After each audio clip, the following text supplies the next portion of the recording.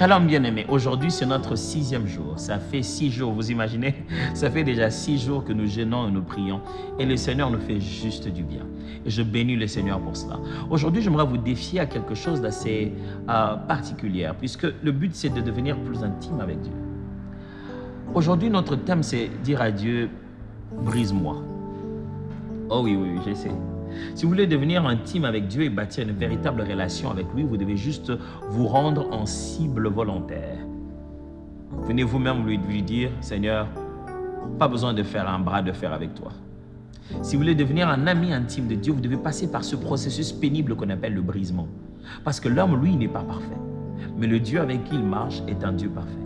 Et Dieu, pendant notre démarche ensemble, nous perfectionne par une œuvre de transformation de caractère, une œuvre de changement de personnalité, une œuvre de changement de ce que nous sommes en notre fort intérieur. On aime appeler ça en un mot, un brisement. Brise-moi. Au lieu que le Seigneur te cherche et te brise, et que tu te réveilles un matin, tu commences à te dire qu'est-ce qui se passe dans ma vie, pourquoi je passe par tous ces moments, et que tu finisses par comprendre difficilement qu'il t'est brisé, vaut mieux venir toi-même et lui dire, brise-moi. Comme ça, tu deviendras... Tu auras les yeux ouverts sur chaque événement qui arrive. Tu comprendras rapidement les leçons. Vous voyez, quand quelqu'un vient devant Dieu pour que Dieu l'enseigne, il va comprendre un peu rapidement les leçons. Que Dieu ait été cherché comme ça sans que tu ne comprennes que tu es dans un enseignement de Dieu. Alors, j'aimerais te suggérer, aujourd'hui, demande à Dieu, Seigneur, brise-moi comme tu le fais. Mais pasteur, ce que tu dis là, tu ne sais pas par quel genre de choses Dieu peut te faire passer. Est-ce que tu n'es pas en train de nous pousser à dire à Dieu de nous faire souffrir? Non, non, non, attention. Les brisements de Dieu n'arrivent pas pour tout le monde, toujours par des moments de disette ou de manque. Mais tu peux être en bonne santé, être bien, mais quelqu'un s'élève seulement quelque part et commence à te calomnier. Parce qu'il faut que l'épreuve de la tribulation produise en vous la persévérance.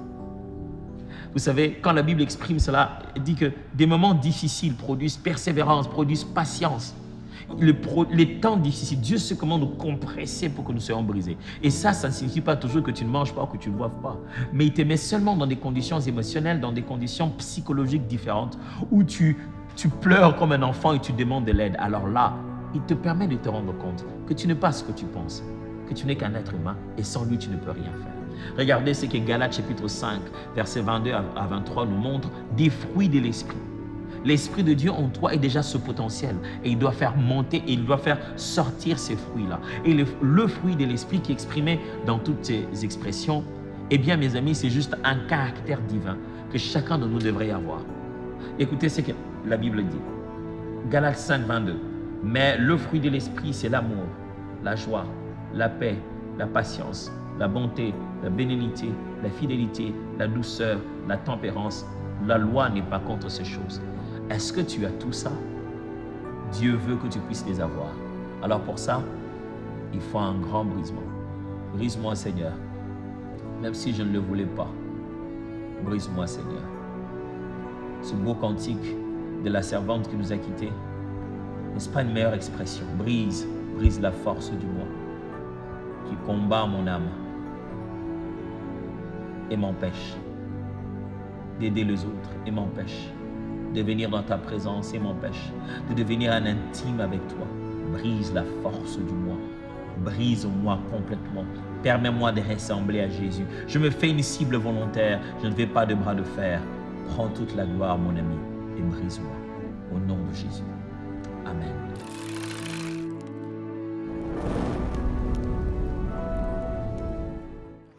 Alors pendant que peut-être on va prendre la parole dans le livre de 2 Rois 6 à partir du verset 15. Il est dit ceci. Le jour suivant, le serviteur d'Élisée se leva tôt le matin. Il sortit de la ville.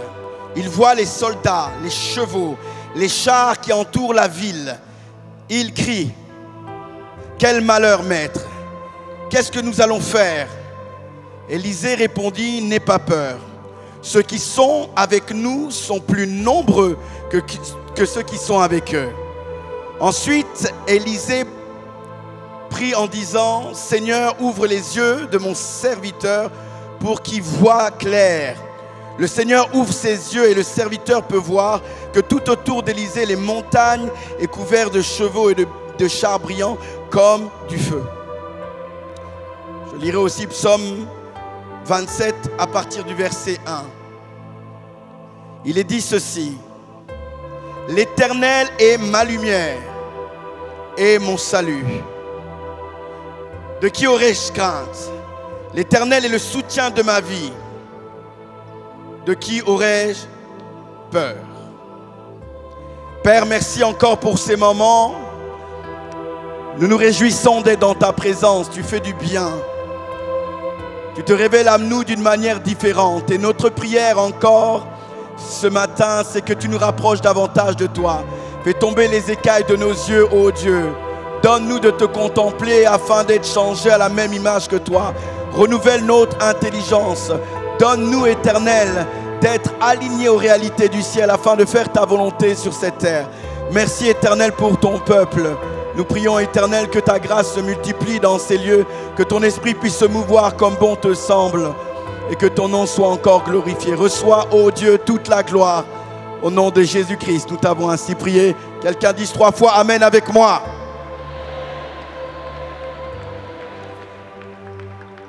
On peut acclamer Jésus. C'est la culture prophétique. La Bible nous dit ici dans le livre de 2 Rois 6 au verset 15, c'est l'histoire d'Élisée qui est avec son serviteur. Et les Écritures nous disent qu'on va l'environner. L'armée syrienne va l'environner parce qu'ils avaient appris qu'en réalité, il avait tout le temps une connaissance avancée par rapport à eux. Il arrivait constamment à avoir des informations sur les orientations des Syriens. Alors, ils ont pris la décision d'entourer en fait son bâtiment pour le capturer. Et la Bible va nous dire qu'Élisée avait un serviteur. Son serviteur, un matin, va aller faire un tour dans la ville. Alors qu'il fait le tour dans la ville, il voit cette armée. À la vision de cette armée, il commence à avoir peur. Il va voir Élisée, il lui dira, qu'est-ce que nous allons faire? Il était totalement effrayé, inquiet. Il avait la peur à l'intérieur de lui à cause de la réalité présente. Ce qui m'étonne dans cette situation, dans cette histoire, c'est qu'ils sont au même endroit, ils ont les mêmes informations, parce qu'Élisée va avoir les mêmes informations, mais pas la même attitude. Et des fois, nous pouvons être dans la même église, avoir les mêmes défis, avoir les mêmes oppositions, mais pas développer la même attitude. 2 personnes avec les mêmes défis, mais pas avec le même comportement. Et vous savez que des fois, les comportements déterminent en fait là où nous allons aller avec Dieu. On dit souvent notre attitude détermine notre altitude. Les réalités de ce que nous pouvons expérimenter ne sont pas plus importants que l'attitude que nous développons lorsque nous expérimentons l'événement. C'est très important. Je peux expérimenter quelque chose de glorieux avec Dieu, gloire à Dieu, mais c'est le après. Comment je vais gérer l'expérience avec Dieu? Le après est toujours important. Que quelqu'un dise le après est important. Et même si je suis en train d'expérimenter un événement difficile, le après, mon attitude face à l'événement est important parce que ça va déterminer ce que je vais expérimenter. Je dis souvent une chose, il est important pour moi de diriger mon attitude en fonction de ma vocation et en fonction des principes de Dieu et de mon alliance.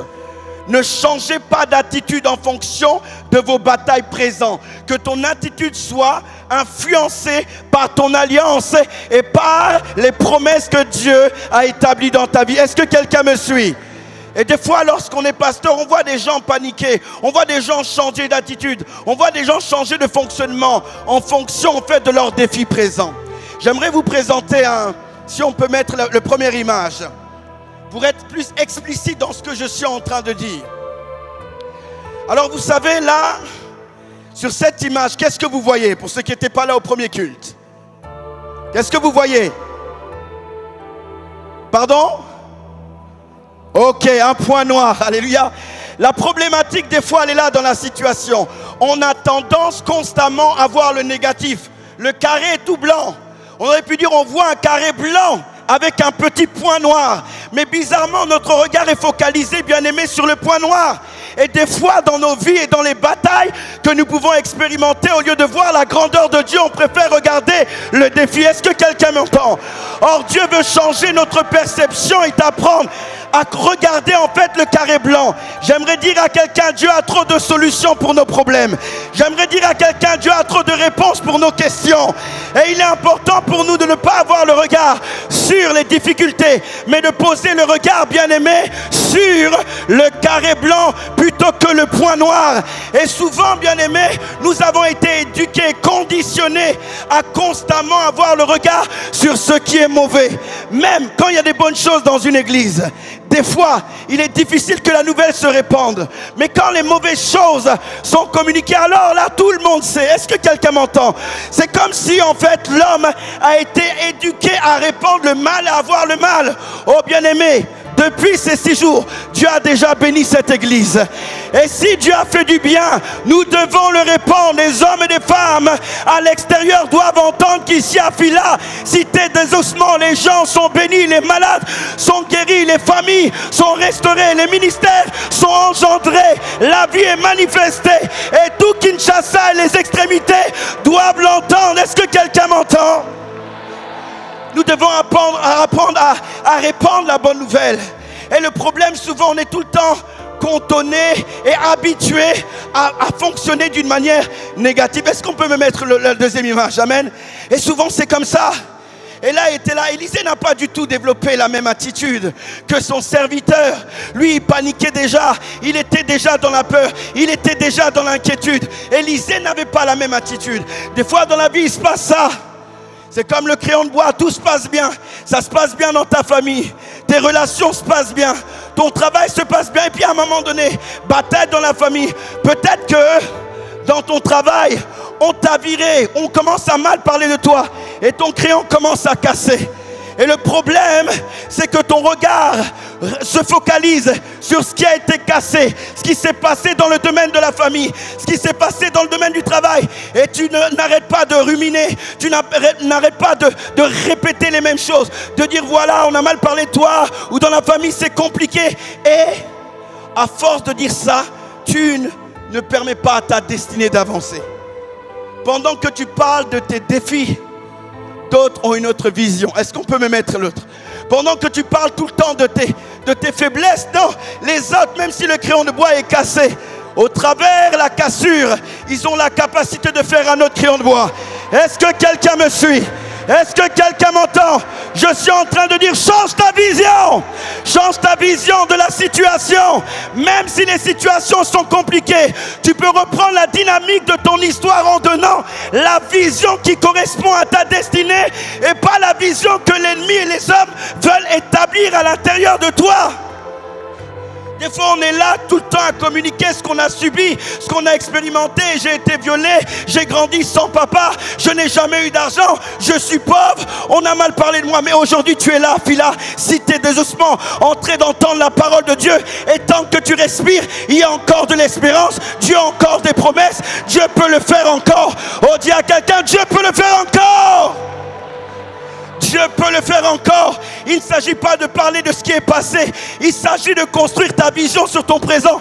Le passé est déjà passé. Et même le passé, tu peux récupérer ton passé en donnant une dynamique différente de ce que tu as subi. Même si tu as eu mal, aujourd'hui tu es là. Et ça révèle que tu es fort. Ça révèle que tu es forte. Et ça révèle qu'aujourd'hui tu peux être une boussole pour plusieurs. Dieu a dit à Caïn, alors qu'il était déçu, parce qu'il n'avait pas donné l'offrande qu'il fallait. Il lui a dit, si tu agis bien, tu relèveras ton visage. Car arrête de pleurer. Je me suis toujours posé la question. Dieu sait très bien qu'il va mal. Pourquoi il lui demande? En réalité, lorsque vous regardez Caïn, Caïn est un pionnier. Caïn, c'est lui qui commence à donner l'offrande. Caïn, bien aimé, a eu la capacité de recevoir d'Adam sa capacité à cultiver le sol. Est-ce que quelqu'un m'entend? C'est un fils qui manifestait exactement les caractères du Père. Donc quand Jésus vient, le Dieu vient le voir, il dit, si tu agis bien, tu relèveras son visage. C'est qu'il savait que Caïn était une bonne personne, mais il y a quelque chose qu'il avait mal fait. Dieu, qui l'avait créé, savait qu'en lui, il y avait la capacité de faire plusieurs villes. Et lui a dit, même si tu as échoué aujourd'hui, j'ai des promesses pour toi demain. Je dis à quelqu'un, même si tu as échoué hier, Dieu a des promesses pour toi demain. Je dis à quelqu'un, même si c'était compliqué aujourd'hui, demain Dieu a des choses. Aucun ne savait pas que toute sa postérité avait ça. Quand vous regardez la lignée, vous voyez, ils sont en train de faire beaucoup de choses. C'est des choses qui étaient cachées, des choses que Dieu avait réservées. C'est pour ça que des fois Dieu vient nous voir, alors qu'on est prêt à baisser les bras, à abandonner. Il dit simplement, si tu agis bien, tu relèveras ton visage. Ta destinée ne s'arrête pas ici. Est-ce que quelqu'un m'entend? Est-ce que quelqu'un est avec moi? Vous savez, dans la vie, il est mieux, bien aimé, d'être aveugle et avoir la vision. Alléluia. Il y a des gens, ils ont la vue mais pas la vision. Amen. La vue vous donne les informations de ce qu'il y a à l'extérieur. La vision vient de l'intérieur et vous donne une définition de ce qu'il y a à l'extérieur. Est-ce que quelqu'un m'entend? Je ne vois pas le monde en fonction de mes yeux, je vois le monde en fonction de ma vision. Est-ce que quelqu'un me suit?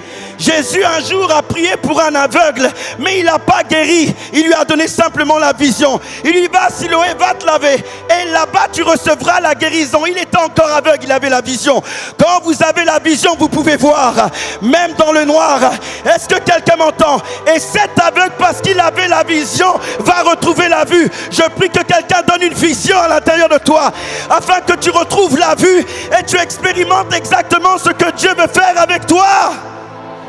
Je préfère être aveugle et avoir la vision. Je préfère être aveugle et avoir la vision parce que la vision me donne une direction et m'amène là où Dieu veut m'amener. Or la vue sans la vision peut me conduire à me perdre. Alléluia. Le Seigneur dit dans Proverbe 16 verset 27, quand l'Éternel approuve la voie d'un homme, il dispose favorablement à son égard même ses ennemis. On comprend quoi par rapport à ça? Il y a des voies qui permettent à ce que notre ciel soit ouvert. Quand Dieu approuve les voies d'un homme, c'est-à-dire l'attitude que tu développes peut permettre à Dieu de te favoriser. Des fois, Dieu n'a pas besoin de te dire fais ci ou fais ça. Est-ce que quelqu'un me suit? Regardez cette femme qui était pécheresse. Elle rentre avec les pharisiens. Elle commence avec ses cheveux essuyer les pieds de Jésus. Et les autres qui sont autour commencent à dire, mais s'il était prophète, il aurait su de quelle race est cette femme. Jésus va commencer à commenter. Il va dire, depuis que je suis là, vous n'avez rien fait pour moi. Ça veut dire, Dieu attendait une action d'eux. Est-ce que quelqu'un m'entend? Il attendait d'une attitude d'eux. Il leur a pas parlé clairement, mais il dit, depuis que je suis rentré là, vous n'avez rien fait. Ce que je voudrais dire, c'est que des fois, Dieu attend de nous de développer des voies. Et il n'a pas besoin, bien aimé, de nous dire de pardonner, d'avancer, d'essuyer nos larmes. Il y a des actions que nous devons poser parce que nous savons que c'est en conformité avec le ciel. À partir de là, notre ciel va ouvrir. Est-ce que quelqu'un m'entend? Il y a des situations qui se débloquent par la prière. Il y a des situations qui se débloquent par le jeûne. Mais il y a des situations qui se débloquent par des actions. Tu pourras prier, mais si tu ne poses pas l'action, la porte sera fermée. Mais si tu poses l'action, alors ta porte sera ouverte. Et je prie qu'il y ait l'inspiration du Seigneur dans ton cœur pour ouvrir les portes qui sont attachées à ta destinée. Est-ce que quelqu'un m'entend? Le royaume de Dieu marche avec des principes. Si tu opères dans ces principes-là, alors tu verras, bien aimé, la puissance de Dieu. Quand vous voyez, bien aimé, l'histoire de Joseph. Joseph est un conquérant. Joseph est merveilleux. Joseph, il grandit sans mère. Joseph, il est éloigné de son père. Joseph, ses frères ne l'aiment pas. Oh, tout ça, c'est lui. Il grandit loin de sa famille. Les psychologues pouvaient dire, cet enfant-là ne pourra jamais être une grande personne. Joseph ne peut pas être gouverneur. Non, pas après son histoire. Peut-être qu'on a dit ça sur ta vie. Pas après ce que tu as subi. Pas après ce que tu as expérimenté. Pas après ce qu'on t'a fait. Tu ne peux pas devenir quelqu'un d'important. Quelqu'un capable d'influencer plusieurs personnes. J'aimerais te dire, il y a l'exemple de Joseph. Sans père ni mère. Peut-être trahi. Mais la Bible dit qu'il va se retrouver au bien-aimé. Dans le gouvernement. Alléluia. Assis avec les rois. Alléluia. Je dis à quelqu'un, tu seras assis avec les rois. Je dis à quelqu'un, tu seras assis avec les rois. Les gens ne peuvent pas déterminer ce que tu dois vivre. Même si tu as subi quelque chose, développe l'attitude de Joseph. Joseph a pardonné. Dieu ne lui a pas dit de pardonner. Il a dit un jour, il a appelé son enfant Manassé. Dieu m'a consolé. Alléluia. Est-ce que quelqu'un m'entend? Est-ce que quelqu'un m'entend? Après la consolation, il a dit, il a appelé son fils Ephraim. Dieu m'a rendu fécond. Oui, tu peux être fécond. Alléluia. Même si tu as subi des choses, la fécondité par ta vie peut être ton partage. Et Joseph est l'exemple par excellence. Il a servi dans la prison sans que Dieu lui ait dit, sers les serviteurs de Pharaon. Un matin, il se lève, il voit, alors qu'il était déjà accusé à tort, il est dans une prison, il continue à servir. Il continue à servir. Il fait la bonne chose. Que quelqu'un dise, je dois faire la bonne chose. Il fait la bonne chose, et lorsqu'il fait la bonne chose, cette bonne chose l'amène au palais royal. Il y a des choses, on n'a pas besoin qu'un pasteur vienne nous donner la révélation. Il y a des choses dans notre cœur, nous savons qu'il faut faire cette attitude. Nous savons que la façon de fonctionner, c'est celle-là, c'est celle qui est agréable à Dieu. Et lorsque les choses se passent comme ça, il y a des changements dans nos vies. Je prie qu'il y ait un changement dans ta vie.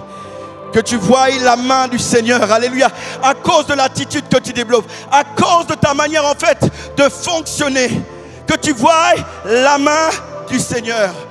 On nous a parlé de Jacob qui va donner son nom à un de ses fils.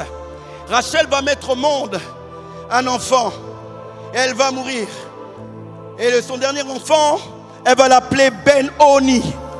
Ben-Oni veut dire fils de ma douleur. Avant, elle dirait on va l'appeler Ben-Oni.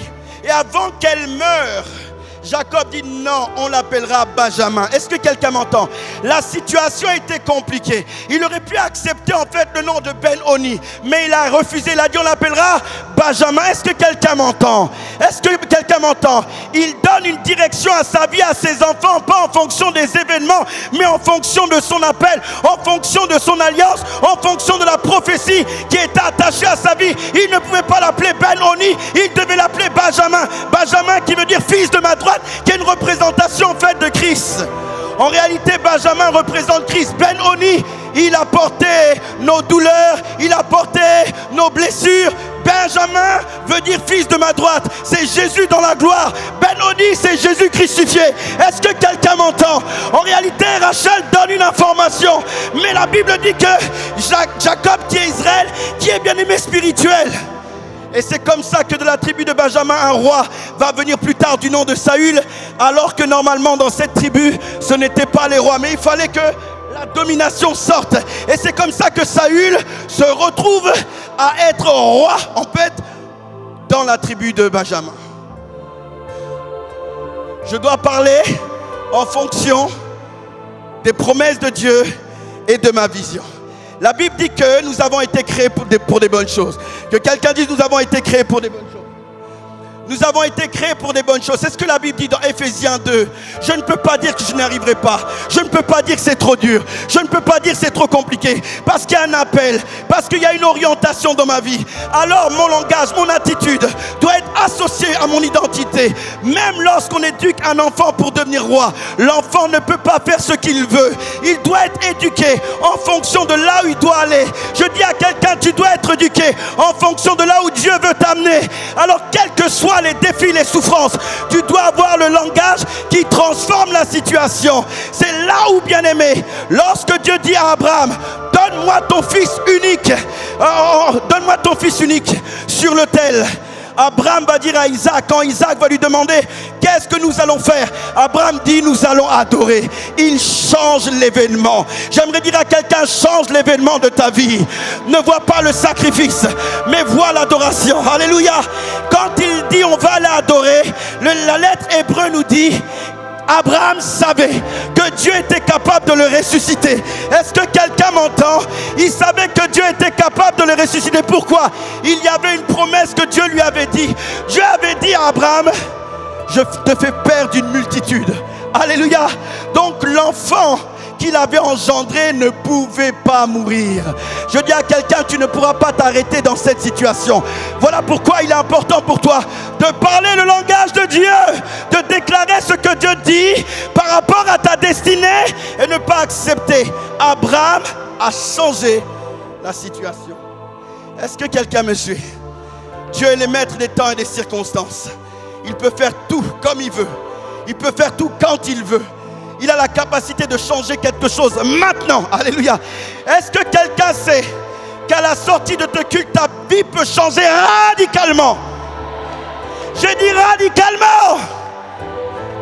Vous savez, pendant le Covid, certains docteurs pouvaient diagnostiquer que certains avaient le Covid alors qu'ils étaient symptomatiques, c'est-à-dire ils n'avaient aucune indication qui pouvait leur permettre de voir qu'ils avaient le Covid.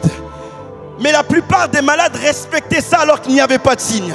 Je m'étonne quand on dit aux enfants de Dieu qu'il est possible pour eux de vivre quelque chose radicalement qu'ils ne puissent pas comprendre. Des fois, on a plus la foi au docteur qu'en Dieu. Alléluia. On est symptomatique, on te dit que tu es malade, tu l'acceptes. Dieu dit qu'il t'a béni, il t'a choisi. Tu es un peuple à part pour accomplir ses desseins. Est-ce que tu le crois? Si tu le crois, dis-moi un amen vivant.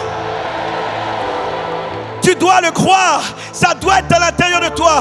Parce que si c'est à l'intérieur de toi, alors ta manière de gérer les situations seront différentes.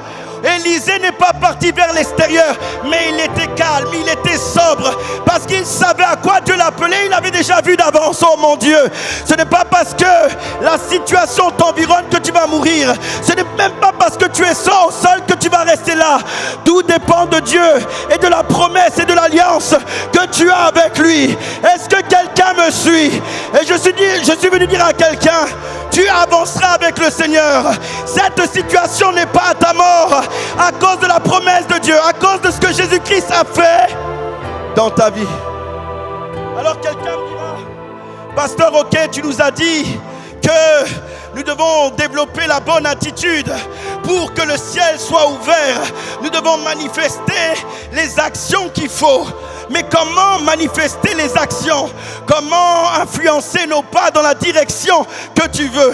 C'est alors que la Bible dit dans Luc ceci: l'œil est la lampe du corps. Un œil mal éclairé, tout le corps sera ténèbres.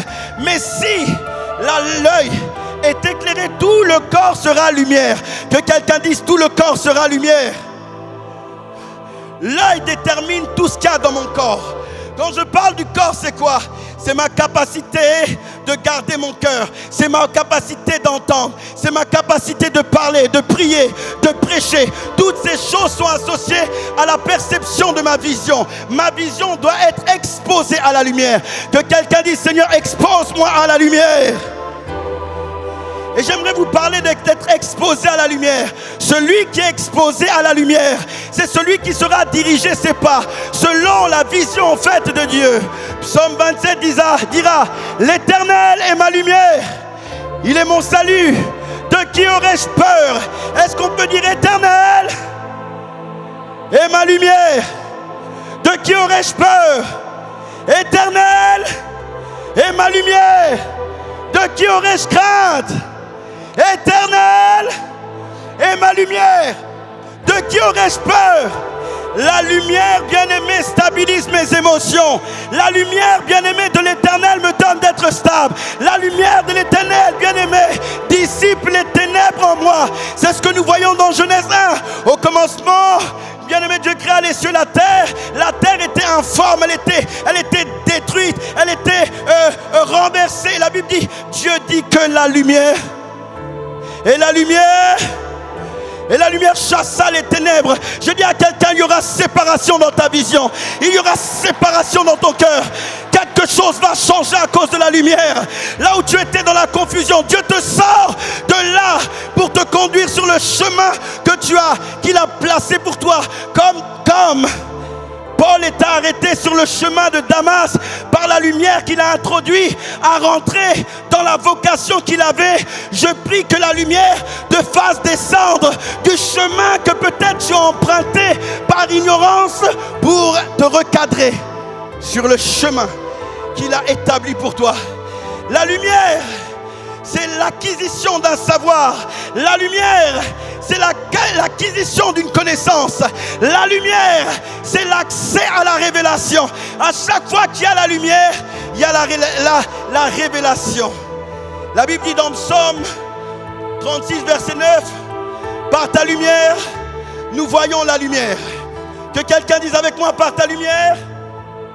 Ou est-ce qu'on peut le dire avec conviction? Par ta lumière, nous voyons la lumière.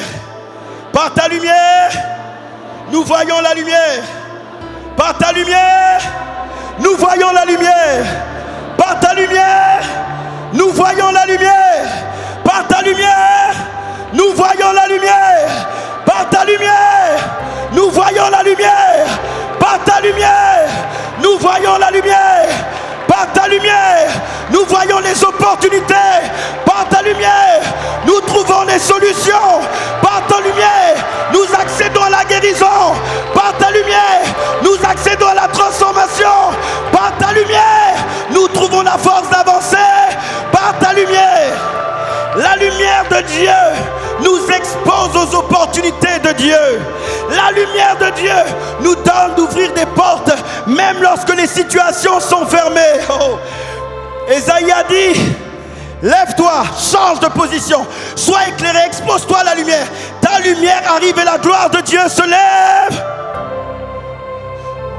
Par ta lumière, nous voyons que quelqu'un dit, Seigneur, expose-moi à la lumière. Expose-moi à la lumière. Expose-moi à la lumière. Et vous êtes exposé à la lumière lorsque vous êtes dans l'intimité. Vous êtes exposé à la lumière lorsque vous êtes proche de Dieu. Un jour, la Bible dit que Jean était avec tous ses disciples. Et Jésus va introduire la Sainte Seine. Et ils étaient là. Et ils ont commencé à se poser des questions qui allaient trahir Jésus. Alors Pierre demande à Jean. Il dit, Jean, demande au maître. Pierre dit à Jean de demander parce que Jean avait sa tête sur la poitrine de Jésus. Il avait accès à un niveau de lumière que les autres n'avaient pas. Alors Jésus va lui donner l'information que les autres n'avaient pas. Je dis à quelqu'un, si tu augmentes dans l'intimité, tu augmenteras dans la lumière, tu augmenteras dans la révélation et ton attitude sera changée. Il y a différents types de lumière et il y a des différents degrés en fait de lumière. Il se retrouve à la croix. Et à la croix, bien aimé, il y a Jean qui est là. Je ne sais pas où sont les autres, mais Jean est là. Et ce qui est quand même compliqué, c'est que Jean donne à, Jésus donne à Jean que sa mère devienne, sa mère. Il prend Marie, il dit, désormais Jean c'est ton fils. Alléluia, il donne sa mère naturelle. En fait, il introduit dans une intimité naturelle, mon Dieu. Alléluia, il n'a pas laissé rentrer tout le monde. Il donne Jean, parce que Jean est déjà dans la maison. Il y a déjà une dimension d'intimité différente. C'est là où Jean pouvait être devant la croix et pas les autres. C'est là où Jean après, dans ces écritures, nous allons voir demeure. Le disciple que Jésus aimait. Le disciple que Jésus aimait, il s'est effacé. Pourquoi, bien aimé? Il a été exposé à la lumière. Bizarrement, lorsqu'on est exposé à la lumière et lorsque la lumière est intense, on diminue. Devant la lumière, on disparaît. On laisse la place à la présence de Dieu. Et c'est comme si, bien aimé, on est disposé à faire sa volonté. Voilà comment on arrive à trouver Jean à parler de l'Apocalypse par rapport aux autres. Une dimension de révélation plus profonde, mais qui a à ça, l'intimité, la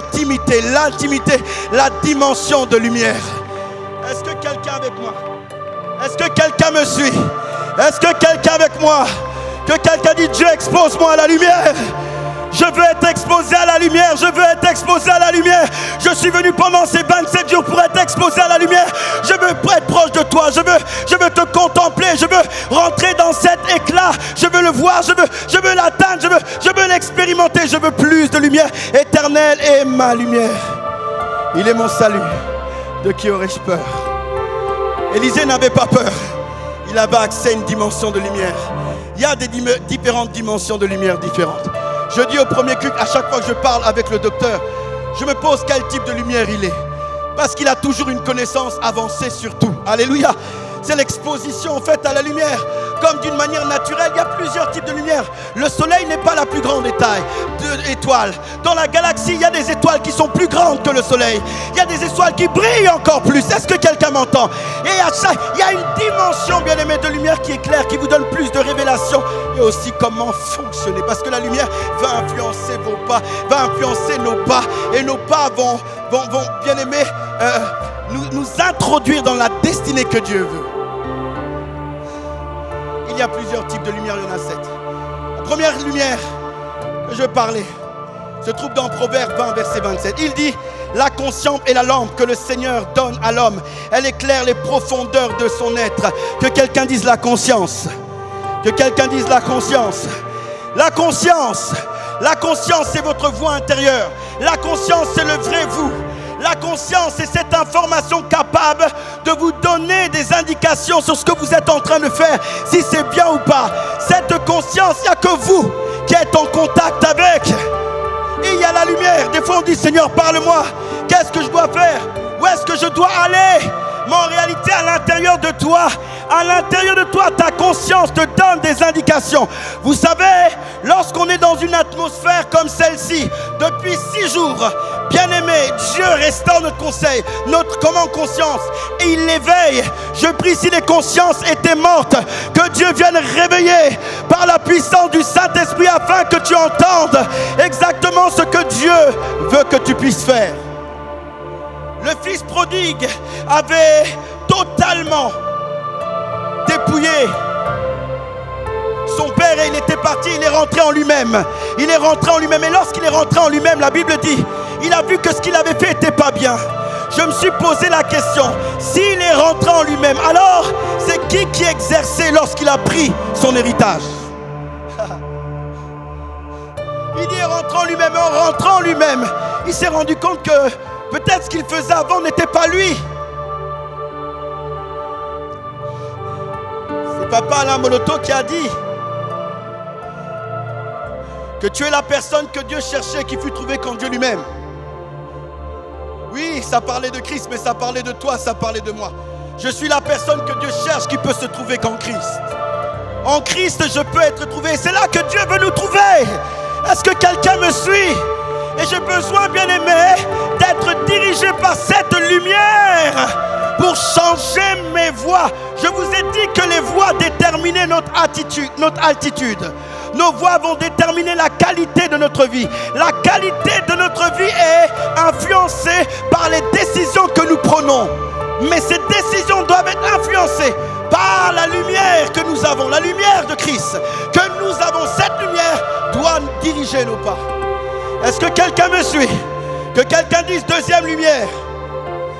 La Bible dit dans Proverbe 6, verset 23, car les préceptes est une lumière et l'enseignement est une lumière. Que quelqu'un dise l'enseignement est une lumière. Être exposé à la lumière de la parole. L'exposition à la lumière de la parole et la lumière. La Bible dit, au commencement était la parole était avec Dieu, la parole était Dieu, en elle était la vie et en elle était la lumière du monde. Alléluia, la lumière de tous les hommes. Dans la parole, il y a la lumière. La parole se trouve dans la lumière. Et quiconque plonge son regard dans la parole accède à la lumière. Est-ce que quelqu'un m'entend? La Bible nous dit ceci, dans le livre de Psaume 1. Heureux l'homme qui ne marche pas selon les conseils de méchants et qui ne va pas se tenir sur le chemin des pécheurs, mais qui ne s'assied pas en compagnie des moqueurs. Toute sa joie, il la met dans la loi de l'Éternel. Est-ce que quelqu'un m'entend? Bien-aimés, nous voulons que la parole, nous voulons accéder à la lumière de la parole. Mais la Bible dit une chose, heureux l'homme qui ne s'assoit pas, alléluia, qui n'accepte pas les conseils des méchants. Que quelqu'un dise les conseils des méchants. Alléluia, n'accepte pas les conseils. Les conseils des méchants, c'est quoi? C'est pas le diable. Derrière le mot méchant en hébreu, c'est tout ce qui s'oppose à Dieu. Alléluia. Tout ce qui est hostile à Dieu. Le conseil des méchants, c'est peut-être tes blessures intérieures. Les conseils des méchants, c'est peut-être la chair. Les conseils des méchants, c'est peut-être les orientations que les gens disent de toi et qui t'empêchent de faire la volonté de Dieu. Tu dois prendre la décision de ne pas accepter ces options qui te sont données. Alors que tu sais que tu dois pardonner, tu ne veux pas pardonner. Alors que tu sais que tu dois passer à autre chose, tu ne veux pas. Dieu dit, heureux l'homme qui n'accepte pas les conseils des méchants. Oh, j'aime dire une chose. Lorsque Pénina était en train de mortifier Anne, Anne a pris la décision de ne pas rester focalisée sur Pénina, mais de monter vers l'Éternel. Je suis venu dire à quelqu'un, monte vers Dieu. Je te dirais à quelqu'un, monte vers Dieu. Ne laisse pas les situations autour de toi t'affecter. Ta destinée est plus importante que le fonce. Ta destinée est plus importante que la blessure. Ta destinée est plus importante que ce que les gens t'ont fait et ont dit de toi. Ne marche pas selon les conseils des méchants. Je dis à quelqu'un, ne pensez plus aux événements passés. Je vais faire quelque chose de nouveau. Il est temps pour toi de ne plus repenser à ce qu'on t'a fait, ce qu'on t'a dit, ce que tu as expérimenté. Dieu dit, il va faire quelque chose de nouveau. Ne laisse pas ce qui s'est passé te maintenir éternel dans la même situation. Tu dois regarder vers l'avant. Et pour ça, tu dois prendre la décision de ne pas écouter ces différentes directions qui ont pour objectif d'arrêter. Des fois, on veut lire la parole de Dieu, mais il y a un blocage. C'est pour ça qu'il est dit, ne marche pas selon les conseils des méchants. Tu dois prendre la décision de ne pas regarder à l'intérieur. Mon Dieu, j'aime dire ceci. Dieu est le seul décisionnaire de nos vies. Nous devons prendre la décision, bien aimée, de le rencontrer. Heureusement que David, alors qu'il doit affronter Goliath, il ne reste pas focalisé sur ce qu'Eliab était en train de lui dire. Le problème avec nous chrétiens, nous sommes en train d'écouter les conseils d'Eliab alors que nous devons détruire, bien aimé, Goliath. Alléluia. Je dis à quelqu'un, ne regarde plus Eliab, tu dois détruire Goliath. Et il dit qu'il la médite. Lorsque Josué était en train d'expérimenter quelque chose de compliqué, Moïse était mort. Josué va commencer à pleurer. Dieu dit non, non, médite ce livre de la loi nuit et jour. Médite afin d'avoir du succès. Cette méditation va transformer. En fait, derrière cette méditation, la lumière va jaillir. La lumière va jaillir. Alors, Josué, lève-toi, fortifie-toi, prends courage. Si tu médites ce livre de la loi nuit et jour, alors tu auras du succès. Alléluia. Il lui dit, expose-toi à la parole. J'aimerais dire à quelqu'un, laisse-toi, laisse la parole t'éclairer. Expose ton âme à la parole. Expose ta vie à la parole. Alors ta situation va changer. Et le mot méditer est un mot bien aimé hébreu qui veut dire aga. Et aga veut dire plusieurs choses. La première chose, des fois on pense que méditer c'est juste lire la Bible. Non. Aga veut dire première chose, chuchoter. Que quelqu'un dit chuchoter.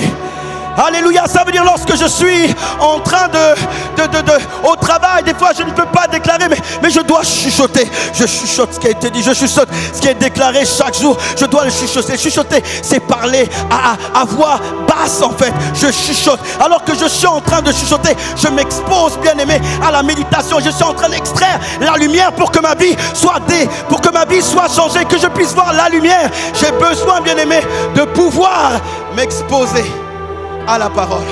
Donc le premier terme veut dire chuchoter. Ça veut dire aussi murmure. Vous parlez doucement.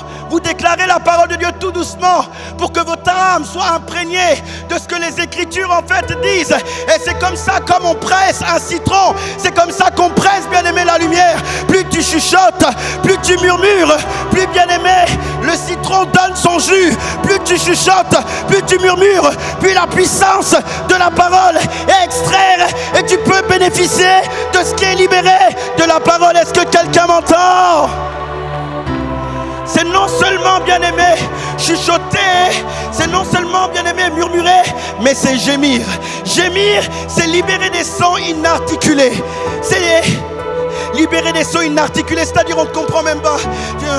C'est ce que Anne faisait en fait quand elle était au temple. Élie ne l'a pas compris, elle était en train de murmurer.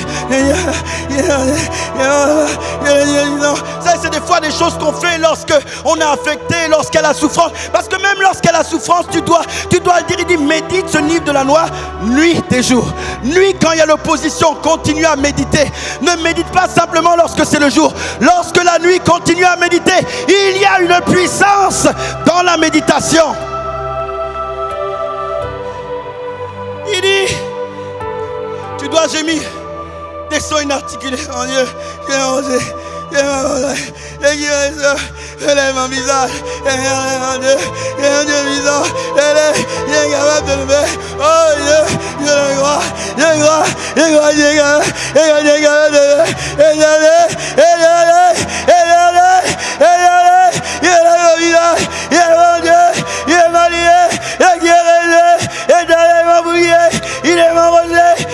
m'abandonnerai. Et je suis en train, bien-aimé, de gémir. Les gens ne comprennent pas, mais je suis en train de presser. Alléluia. Que quelqu'un dise, Seigneur, expose-moi à la lumière. Expose-moi à la lumière de ta parole.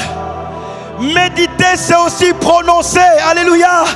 Tu dois dire les choses. Que quelqu'un dise, je dois dire les choses. Il y a un pouvoir dans la parole. Des fois, on ne veut pas parler parce que la situation ne va pas dans notre sens. Dieu ne t'a jamais dit de parler en fonction de ce que tu vois, mais tu dois parler en fonction de la parole de Dieu. Est-ce que quelqu'un m'entend? C'est là où Joël dit que le faible soit fort. Est-ce que quelqu'un m'entend? Que le pauvre dise qu'il est riche. Est-ce que quelqu'un me suit? Je ne suis pas influencé par le présent, par les événements, mais je suis influencé par ce qu'il y a à l'intérieur. Je dois déclarer, je dois prononcer. Vous savez que la Bible dit dans le livre de Proverbes au 11:11 que la ville s'élève dans la bénédiction des hommes droits, mais elle est renversée par la bouche des méchants. Alléluia. C'est la bouche des méchants qui renverse les villes. Amen. C'est la bouche, c'est la déclaration. Et je crois, bien-aimé, que si la bouche des méchants peut renverser une ville, la bouche, bien-aimé, des hommes justes peut construire la ville. La ville, c'est ta famille. La ville, c'est ton couple. La ville, c'est ton église. La ville, c'est des situations qui sont attachées à ta vie. Oh, que quelqu'un prononce la parole. Méditer, c'est prononcer. Je veux dire, Seigneur, Seigneur, tu es fort. Seigneur, je suis plus que vainqueur. Même au sol, je le déclare. Même je ne regarde pas mon ressenti. Je ne regarde pas aux choses qui sont à l'intérieur de moi. Mais je dis comme Dieu me dit de le dire. Vous savez, les choses de Dieu ne sont pas liées à simplement des sentiments, mais des réalités et des principes d'en haut. Et Dieu nous a dit de méditer sa parole nuit et jour. Pas simplement lorsqu'il y a du succès, mais lorsque ça ne va pas mal. Parce que derrière la méditation, je vais être exposé à la lumière. Et si je suis exposé à la lumière, alors je suis en train de préparer et de définir une destinée glorieuse. Et si tu as du mal à le faire, prends un frère, prends une sœur, dis j'ai du mal, mais aidons-nous, mettons-nous ensemble et qu'ensemble nous puissions déclarer la parole, qu'ensemble nous puissions confesser la parole. J'ai un peu du mal, mais je t'en supplie, aide-moi et ensemble, vous savez, des fois il y a des voitures qui sont en panne. On a besoin de pousser ces voitures pour qu'elles puissent avancer. Et des fois quand on a du mal, on a besoin de trouver un Josué, un Hur pour avoir les bras levés et ensuite avancer. Est-ce que quelqu'un m'entend?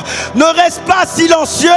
À chaque fois que tu ne parles pas, tu es en train de freiner en fait ta vie. Tu es en train de freiner ta destinée. Alléluia. Méditer, c'est aussi pousser des cris. Est-ce que quelqu'un m'entend? Oh, est-ce que quelqu'un peut pousser des cris? Est-ce que quelqu'un peut pousser des cris? Parce que l'écrit en réalité, bien-aimé, est un langage prophétique. Alléluia. Nous sommes en avance sur l'événement. Alléluia. Voilà pourquoi on pousse des cris de joie. Parce que nous connaissons l'issue du combat. Et pousser des cris de joie, c'est une forme de méditation. Où on est en train d'aligner ce que nous vivons aux réalités du ciel. Et nous poussons ces cris de joie. Même au sol, nous poussons des cris de joie. Même blessés, nous poussons des cris de joie. Même trahis, nous poussons des cris de joie. Lorsqu'on pousse des cris de joie, on parle à notre âme, on parle à l'environnement, on parle à l'ennemi. Il dit, mais je pensais qu'il était au sol, je pensais qu'elle allait plus se relever. Mais d'où vient cette foi? D'où vient cette capacité? La parole de Dieu. Je pousserai des cris de joie. Alléluia. Alléluia. La Bible dit que méditer, c'est penser aussi. La pensée est la parole invisible. La pensée est l'expression des Écritures dont il n'y a aucun sens. Et je peux être bien aimé au travail. Et j'ai fait des matchs pendant que j'étais en train de... Je joue au foot, mais je pense à l'Éternel. Alléluia. Je pense à l'Éternel, je pense à l'Éternel. Je pense à l'Éternel. Oui, tu dois gérer tes pensées. L'homme est-elle les pensées de son cœur? Un jour, Moïse a envoyé dans Nombre 13 ses serviteurs pour aller conquérir un pays. Quand ils sont partis là-bas, ils sont revenus en disant, nous sommes Nous avons vu des géants, des fils d'Anak, de la race des géants. Nous étions à nos yeux. Que quelqu'un dise à nos yeux. Et à leurs yeux, comme des sauterelles. À nos... Et alors, comme des sauterelles. C'est normal qu'eux, ils ont vu des sauterelles parce que dans leur pensée, ils étaient des sauterelles. Si tu veux connaître un homme, tu dois accéder à ses pensées. La pensée d'un homme révèle qui il est. L'identité d'une personne est cachée dans ses pensées. Alors eux se pensaient sauterelles. Alors les géants les ont vus sauterelles. C'est là où nous devons transformer notre pensée. Donner à nos pensées une orientation différente. Si tu te vois sauterelle, tu seras sauterelle. Mais la Bible dit, tel il est, tel nous sommes. Si je médite la parole de Dieu, qui je suis. Si je pense la parole de Dieu, qui je suis. La parole fait chair. La parole faite. Si je suis la parole faite chair, bien aimé, personne ne va m'arrêter. Ah, personne n'a arrêté la parole faite chair. C'est là où Dieu donne un principe fort à Moïse. Il dit médite. Parce que quand tu vas méditer, les réalités de mon identité vont se manifester. L'homme est-elle les pensées de son cœur? Si mes pensées sont influencées par la parole, je deviens la parole. Et rien ne résiste à la parole. La parole est comme un marteau. La parole est comme une épée. La parole contient la vie. La parole, il y a tout dans. Est-ce que quelqu'un est avec moi? Est-ce que quelqu'un est avec moi? Est-ce que quelqu'un reçoit quelque chose? Est-ce que quelqu'un reçoit quelque chose? Je dois penser la parole. Lorsque je pense la parole, je deviens cette parole. Mais le mot Agab veut dire aussi autre chose. Et je vais passer directement au 6. Ce mot-là veut dire imaginer. Vous savez, souvent lorsque nous entendons le terme de l'imagination, nous pensons que c'est du New Age. Parce que plusieurs spiritualités ont commencé à s'approprier ce principe qui est divin. Et d'ailleurs, c'est ce que le monde fait. Ils prennent les principes qui est divin et ils enlèvent Dieu. Sais-tu que la chute de l'humanité est associée à l'imagination de Ève? La Bible dit on lui a montré le fruit. Et lorsqu'elle a vu le fruit, elle a dit, certainement, ce fruit agréable, elle a vu, elle a mangé, elle a imaginé. Et par son imagination, elle a pris. Souvent, nous laissons notre imagination que pour les choses négatives. Nous, en France, à chaque fois qu'on entend le téléphone sonner à 2 h du matin, on a l'impression que quelqu'un est mort au pays. On imagine sans avoir entendu l'information. On se dit, qu'est-ce qui se passe? On laisse notre imagination aller vers les choses négatives.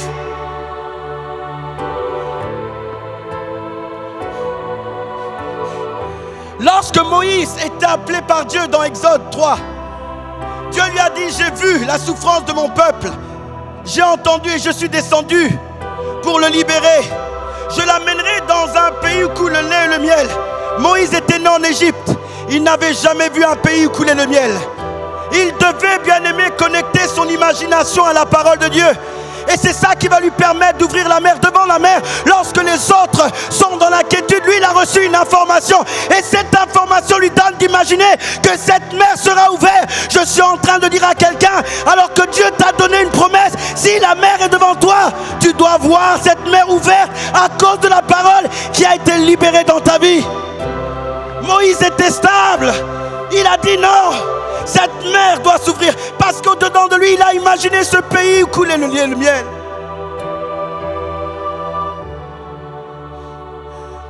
Dieu a dit à Abraham, pour finir, Abraham, dans Genèse 15, regarde les étoiles du ciel. Ces étoiles-là seront ta postérité. Regarde, il crée un principe. Il dit à chaque fois que tu regarderas, tu verras citer filet des ossements. Tu verras citer des ossements. À chaque fois qu'il regardait les étoiles, il nous voyait. Il voyait chacun d'entre nous dans le noir. Est-ce que quelqu'un m'entend? Et à chaque fois qu'il opérait dans la journée, il voyait. Dieu a mis un principe parce que le sable est partout. Il voulait saturer sa vie de la promesse de Dieu. À chaque fois qu'il voyait le sable, il voyait sa postérité. Je veux dire à quelqu'un, imagine Imagine ta famille être transformée à cause du pouvoir de la parole. Imagine ton enfant être guéri. Imagine ton couple être restauré. Martin Luther King avait un rêve. Il imaginait les blancs et les noirs. Les gens souvent oublient qu'il était pasteur. Et quand on frappait les hommes et les femmes de son église, il restait sobre. Parce qu'il avait une vision. Et il ne pouvait pas répondre au coup. Parce qu'il voyait l'unité. Est-ce que quelqu'un m'entend? Je dis à quelqu'un, tu dois imaginer. Imagine-toi relevé. Imagine-toi restauré. Imagine cette église être multipliée par 1000. Imagine, imagine, imagine ta famille être bénie, imagine ta situation changer en fonction de la parole de Dieu. Imagine, imagine, imagine, imagine, imagine.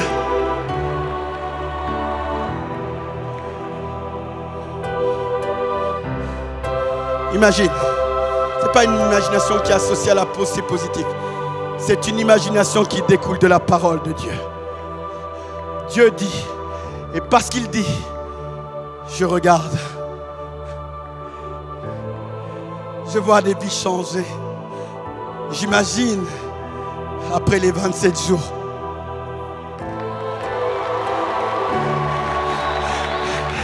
j'imagine ta famille après ces 27 jours. J'imagine cette église.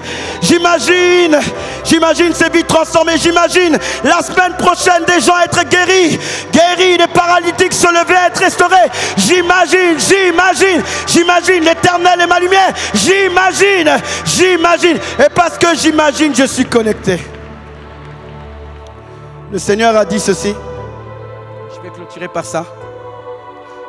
Dieu fait au-delà de ce qu'on pense et de ce qu'on... Ça veut dire Dieu ne va pas simplement te donner ce que tu as. C'est pour ça que Dieu n'a pas permis simplement qu'aux États-Unis les blancs et les noirs sont ensemble. Il a donné un président. Parce que Dieu ne fait toujours au-delà. Alléluia. Est-ce que quelqu'un m'entend? Il fait au-delà de ce qu'on pense pour affirmer son caractère d'un Dieu divin. C'est pour ça que même lorsqu'il prie pour la multiplication des pains, tout le monde reçoit le pain, mais il en reste encore. Alléluia. Parce que Dieu donne toujours plus. Alléluia. Dis à quelqu'un, tu vas déborder.